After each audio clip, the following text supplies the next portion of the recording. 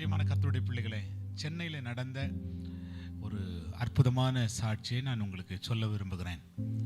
சென்னையில் ஒரு 36 வயது நிரம்பின ஒரு தம்பி, அவர் பெரம்பூர் பகுதியிலே அவர் வாழ்ந்து கொண்டிருக்கிறார். நம்முடைய யூடியூப் செய்தியெல்லாம் கேட்டு அவர் அடிக்கடி என்னோடு கூட ஃபோன் பண்ணுவார். ஃபோன் பண்ணி அவர் கர்த்தர் சொன்ன காரியங்களையெல்லாம் அவர் என்னோட ஷேர் பண்ணுவார். ஒரு சில வாரங்களுக்கு முன்பாக ஒரு குறிப்பிட்ட வியாதினாலே அவர் பாதிக்கப்பட்டார். ஒரு சாதாரண சபைக்கு போகிற ஒரு தம்பி ஒரு குறிப்பிட்ட வியாதினாலே பாதிக்கப்பட்டார்.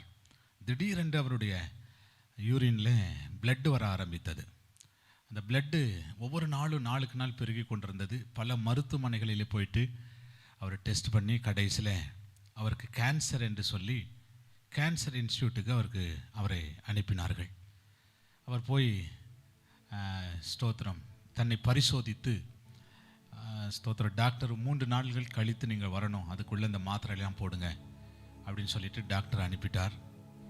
கேன்சர் என்று சொன்னபோது குடும்பமே உடைந்து போய்விட்டது.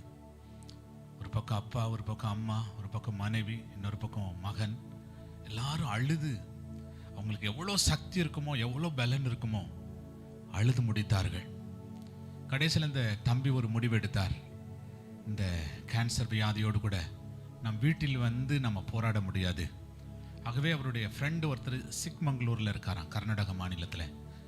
அவர் வீட்டுக்கு போயிட்டு நம்ம எப்படியாவது கடைசி நாட்களை முடிக்கலாம் என்று யோசித்து அவர் இங்கு தன்னுடைய பெட்டி படுக்கையெல்லாம் ரெடி பண்ணினார். இப்போது டெஸ்ட்டு வர ஆயத்தமாக இருக்கிறது. குடும்பமே ஒரு காரில் டெஸ்ட் பார்த்துட்டு வரலாம், டெஸ்ட்டை வாங்கிட்டு வந்துடலாம் அப்படின்னு சொல்லிட்டு புறப்பட்டு போகிறாங்க. போகும்போது திடீர்னு பார்த்தீங்கன்னா ஒரு ஆட்டோ அவங்க காருக்கு முன்னாடி குறுக்கிடுகிறது. அந்த ஆட்டோவில் ஒரு வசனம், பொல்லாப்பு உனக்கு நேரிடாது, வாதை உன் கூடாரத்தை அணுகாது. அந்த வசனத்தை வாசித்த போது, அந்த வசனத்தை படித்த போது அந்த தம்பிக்குள்ள ஏதோ ஒரு சரீரத்தில் ஒரு மாற்றம். அந்த கார் போகிறது, ஆட்டோ போகிறது, அந்த வசனம் மறுபடியும் அவரோடு கூட பேசுகிறது. ஒரு குறிப்பிட்ட இடம் வந்தபோது அந்த ஆட்டோ மறைந்து விட்டது. இந்த தம்பி அந்த ஆட்டோவை தேடிக்கொண்டே இருக்கிறார். எங்கே அந்த வசனம், எங்கே அந்த வசனம்? ஒரு சிக்னல் வந்தது, மறுபடியும் அந்த பொல்லாப்பு உனக்கு நேரிடாது, வாதை உன் கூடாரத்தை அணுகாது. இந்த தம்பி ஒரு விசுவாசத்தோடு மருத்துவமனைக்கு போனார்.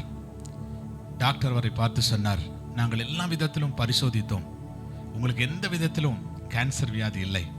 ஆனால் இந்த பிளட்ல ஏன் ஸ்தோத்திரம் ரத்தம் வருகிறது, அந்த யூரின்ல ஏன் ரத்தம் வருகிறது என்று எங்களால் கண்டுபிடிக்க முடியவில்லை அப்படின்னு சொல்லிட்டு அவரை அனுப்பிவிட்டார்கள். ஆண்டவரை ஸ்தோத்திரம் பண்ணிக்கிட்டே வீட்டுக்கு வந்தார். வீட்டுக்கு வந்து, ஆண்டவரை இதுவரைக்கும் நீர் சுகம் கொடுத்தவர், இனிமேலும் எனக்கு சுகம் கொடுப்பீர் என்று விசுவாசத்தோடு ஜெபம் பண்ணினார். ஒரே நாளில் அவரில் யூரின்ல வருகிற பிளட் நின்று போய் இன்னைக்கு ஆரோக்கியமாக இருக்கிறார், இன்னைக்கு சுகமாக இருக்கிறார். பிரியமான தேவ பிள்ளைகளே, இன்றைக்கும் என் ஆண்டவர் உங்களுக்கு அற்புதம் செய்ய, உங்கள் வாழ்க்கையில் உங்களை சந்திக்க அவர் போதுமானவராக இருக்கிறார். நீங்கள் அவரை தொடர்ந்து பற்றி பிடித்துக் கொள்ளுங்கள். கர்த்தர் உங்களுக்கும் அற்புதம் செய்வார். ஆமென்.